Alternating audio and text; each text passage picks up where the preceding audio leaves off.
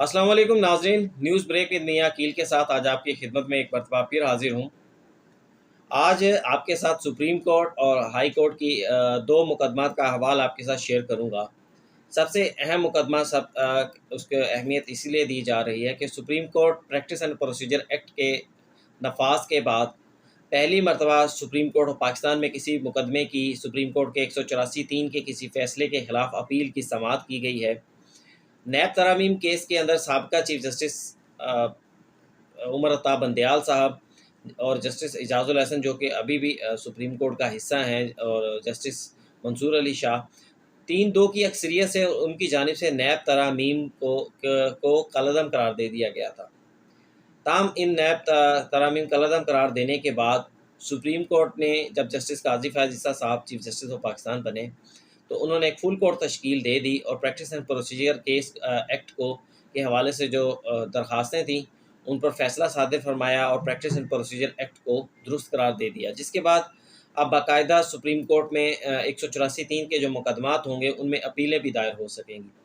تو آج ان NAB ترامیم case کے خلاف جو وفاقی حکومت کی جانب سے اپیلیں دائر کی گئی تھیں ان کی پہلی سماعت تھی۔ اٹارنی جنرل آف پاکستان عدالت میں پیش ہوئے اور انہوں نے عدالت کو بتایا کہ وفاقی حکومت کی جانب سے وکیل مخدوم علی خان کو اس مقدمے میں وکیل کیا گیا ہے، لیکن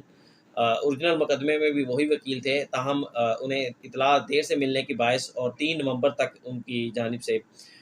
رخصت پر ہونے کے باعث، چھٹی پر ہونے کے باعث وہ آج مقدمے میں پیش نہیں ہو سکتے، جس کی وجہ سے عدالت انہیں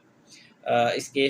کیس کی جو کارروائی ہے وہ مخدوم علی خان کے آنے کے بعد آغاز کرے۔ لیکن اٹارنی جنرل کی جانب سے یہ بھی موقف اپنایا گیا کہ اس کیس کے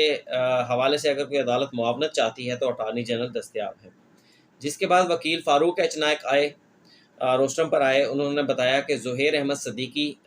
کی جانب سے وہ انہیں وکیل کیا گیا ہے اور وہ باقاعدہ سپریم کورٹ کے جو نیب ترامیم کے فیصلے ہیں اس سے متاثر ہوئے ہیں، کیونکہ نیب ترامیم جو کی گئی تھی اس کے بعد ان کا جو مقدمہ احتساب عدالت میں چل رہا تھا اسے ٹرانسفر کر دیا گیا تھا۔ تاہم سپریم کورٹ کے اس فیصلے کے باعث ان کے جو مقدمے کی فائل تھی دوبارہ احتساب عدالت کو بھجوا دی گئی ہے، اس لیے عدالت انہیں بھی جو فریق بننے کی اجازت دے۔ پھر وکیل مخدوم علی خان کے جونیئر سعد جو ہیں وہ عدالت میں پیش ہوئے اور انہوں نے موقف اپنایا کہ supreme court practice and procedure act کے تحت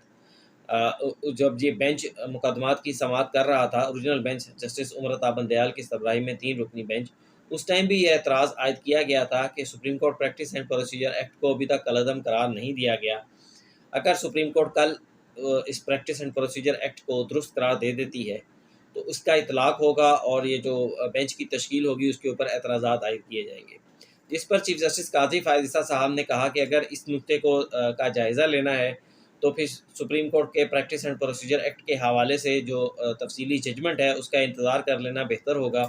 ممکن ہے کہ بہت سارے نکات جو اس مقدمے میں وکلا supreme court practice and procedure act کے حوالے سے اٹھائیں اور تو وہ نکات اس فیصلے کے اندر ایڈریس کر لیے جائیں، جس پر وکیل فاروق ایچ نائک نے عدالت سے یہ استدعا کی کہ کیونکہ اب عدالت اس کیس کو ملتوی کرنے جا رہی ہے لیکن کوئی تاریخ نہیں دے رہی، تو عدالت سے استدعا کی کہ عدالت اس نیب ترامیم کے حوالے سے جو سپریم کورٹ کا فیصلہ ہے اس پر حکم امتناع جاری کر دے، جس پر ججز متفق نظر نہیں آئے۔ جسٹس جمال خان مندوخیل نے بھی اس کے اوپر آبزرویشن دی، چیف جسٹس قاضی فیاض عیسیٰ صاحب نے بھی کہا کہ فیصلے کو معطل نہیں کریں گے۔ اٹارنی جنرل پاکستان نے بات یہی کی کہ معطل کرنے کی، لیکن انہوں نے ذرا تھوڑا سا موقف مختلف اپناتے ہوئے عدالت سے کہ میں موقف اپنایا کہ اگر عدالت مناسب سمجھے تو جو سپریم کورٹ کا آپریٹو ججمنٹ ہے، اس ججمنٹ کے اندر جو آپریٹو پیرا ہے، جس پیرے کے اندر ان کی جانب سے عدالت کی جانب سے یہ ڈائریکشن دی گئی ہے کہ نیب عدالتوں میں جو تمام مقدمات ہیں وہ واپس بھجوائے جائیں اور جہاں سے مقدمات کو ٹرانسفر کیا گیا تھا اسی مقام سے ان مقدمات کی کارروائی کو شروع کیا جائے، اس پیرے کا آپریشن جو ہے اسے عمل درآمد جو ہے اس پیرے پر روک دیا جائے، اس پر بھی متفق نظر نہیں آئے۔ پھر وکیل فاروق ایچ نائک کی جانب سے عدالت کے سامنے یہ موقف بھی اپنایا گیا کہ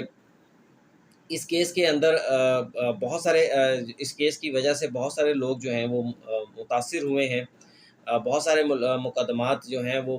پہلے ایک عدالت سے دوسری عدالتوں میں چلے گئے، نیب عدالت سے دوسری عدالتوں میں چلے گئے، اور اب اس فیصلے کے بعد بہت سارے مقدمات واپس احتساب عدالتوں میں آئیں گے۔ اس لیے عدالت سے انہوں نے دوبارہ استدعا کی کہ عدالت ان مقدمات کی جو کارروائی ہے وہ روک دے۔ چیف جسٹس قاضی فائز عیسیٰ صاحب نے آبزرویشنز دی کہ ہم مقدمات کی کارروائی کو نہیں روکیں گے، البتہ جو فائنل ججمنٹ ہوتی ہے اس سے روک دیں گے، مقدمات کی کارروائی چلتی رہے گی۔ تو اس کے بعد عدالت نے اس کیس کی سماعت جو ہے وہ اسے غیر معینہ مدت کے لیے ملتوی کر دیا، اور اس کے ساتھ ہی chairman P T I Imran Khan کو نوٹسز جاری کرتے ہوئے تمام ریکارڈ جو تمام اپیلیں دائر کی گئی ہیں وہ انہیں اڈیالہ جیل کے اندر بھجوانے کا حکم دیا، اور اس کے ساتھ ساتھ عدالت نے attorney general of Pakistan, advocate general Islamabad کو بھی نوٹسز جاری کر دیے، اور عدالت نے اپنے حکم کے اندر یہ بھی قرار دیا کہ یہ جو جتنی بھی اپیلیں دائر کی گئی ہیں ان کا تمام record chairman P T I Imran Khan کو بھجوایا جائے، اور اس جب supreme court practice and procedure act کا تفصیلی فیصلہ آ جائے تو اس فیصلے آنے کے بعد اس کیس کو سماعت کے لیے مقرر کیا جائے گا۔